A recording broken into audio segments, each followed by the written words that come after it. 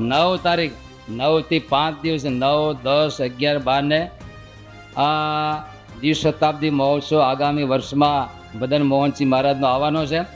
એના ઉપક્રમે ગુરુકુળ પરિવાર તરફથી એવા સોનાણી પરિવાર, નરેશભાઈ વગેરે આખો પરિવાર એમાં યજમાન બન્યા છે. અને એના દિલની ભાવના બહુ છે કે ગુરુકુળ પરિવાર બધો અવશ્ય કથામાં હા ગમતે આવે, પાઘડી બંધ નહીં પણ.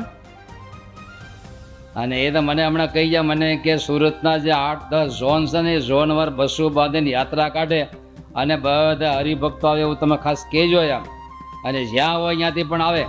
આમ તો બે છે, મદન મોહનજી મહારાજ દ્વિશતાબ્દી મહોત્સવનો ઉપક્રમે કથા છે અને આપણા વક્તા કથા કરતા હોય. અને એ ભાલની બધી લીલાઓની જ કથા વધારે કરવાના છે. ભાલ દેશની જે મહારાજની લીલા છે એ લીલા વધારે સાંભળવાની છે.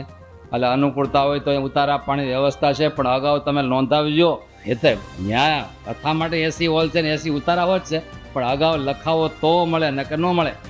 તો જ ખુરશી મળે, પછી નકર અહીંયા બહાર બેવું પડશે. નહીતર બહાર તો ઠંડક જ હોય.